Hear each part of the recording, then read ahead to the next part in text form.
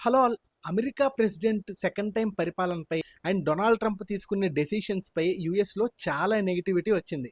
And కొత్తగా implement చేసిన only for Americans అనే రూల్ గురించి, ఆ రూల్ వల్ల చాలా నెగిటివిటీ వచ్చింది. అండ్ దీంతో చాలా మంది నాన్ ఇమిగ్రెంట్స్ యుఎస్ నుంచి వెళ్ళిపోవడం అనే ప్లాన్లో ఉన్నారు. ఫర్ ఎగ్జాంపుల్, ప్రతి 10 మంది ఇండియన్స్కి నలుగురు అమెరికా వదిలేసి వెళ్ళిపోవాలి అనే ఆలోచనలో ఉన్నారు. అంత నెగిటివిటీ స్ప్రెడ్ అయింది ట్రంప్ గారి డెసిషన్స్ వల్ల. ఈ సర్వేలో 40% ఆఫ్ అమెరికన్ ఇండియన్స్ ఇండియా వదిలి వెళ్ళిపోవాలనే ప్లాన్లో ఉన్నారు. ఈ 40%లో 58% of American Indians only Trump గారు తీసుకునే పొలిటికల్ స్ట్రాటజీస్ వల్ల వెళ్ళిపోవాలనే ఆలోచనలో ఉన్నారు. వీళ్ళు సెకండ్ టైం సర్వే నిర్వహించారు. దాని రిజల్ట్స్ ఎలా ఉన్నాయంటే, దాని రిజల్ట్స్ బేస్ చేసుకుని 71% ఆఫ్ ఇండియన్ అమెరికన్స్ అమెరికా నుంచి వెళ్ళిపోవాలి అనే ఆలోచనలో ఉన్నారు.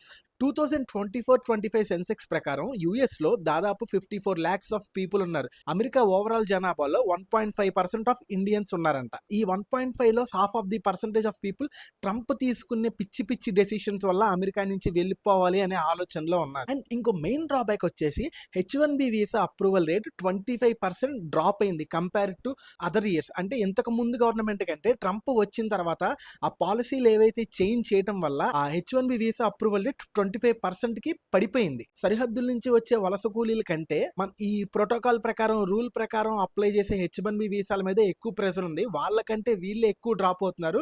ఈ H1B వీసా అప్రూవల్ రేట్ 25% పడిపోవడానికి ఇదో రీజన్. అండ్ అదే కాకుండా ట్రంప్ ఏదైతే ఫీజు పెట్టాడో $1 lakh ఈ ఫీజు పెట్టడం వల్ల ఇదో మేజర్ డ్రాబ్యాక్ అయింది H1B వీసా అప్రూవల్ కి. ఇదిలా ఉంటే డొనాల్డ్ ట్రంప్ మళ్ళా ఒక సెన్సేషనల్ కామెంట్స్ చేశారు ఇండియా మీద. ఇదేం కొత్త కాదు, ట్రంప్ ఇలా చేయడం ఏం కొత్త కాదు. అంతకుముందు ఇండియా జీడిపి గురించి నెగిటివ్ కామెంట్స్ చేశారు. మళ్ళా ఇది సెకండ్ టైం ట్రంప్ ఇండియా మీద నెగిటివ్ కామెంట్స్ చేయడం. ఒక రేడియో స్టేషన్లో మైకిల్ అనే వ్యక్తి ఒక పోస్ట్ చేశారు. ఆ పోస్ట్ ని రీషేర్ చేశారు ట్రంప్. అండ్ ఆ పోస్ట్ లో ఏముంది, ఇండియా చైనా ఒక నరకం లాంటిది, ఆ నరకం నుంచి బయటపడాలని చాలా మంది అనుకుంటున్నారు అని. ఆ పోస్ట్ లో ఏముంది, మైకిల్ అనే వ్యక్తి బర్త్ సిటిజన్షిప్ గురించి మాట్లాడారు. అంటే ఇండియా నుంచి కానీ చైనా నుంచి కానీ ఏదైనా ఒక కంట్రీ నుంచి కానీ ఒక ప్రెగ్నెంట్ ఉమెన్ గనక యుఎస్ వస్తే ఆ బేబీ పుట్టిన తర్వాత American government free citizenship provide చేస్తుంది. ఇది ఏ కంట్రీలో జరగట్లేదు, ఓన్లీ యుఎస్ఏలో మాత్రమే జరుగుతుందని ఆ పోస్ట్ లో ఉంది. అండ్ ఆ పోస్ట్ ను రీట్వీట్ చేస్తూ వచ్చారు.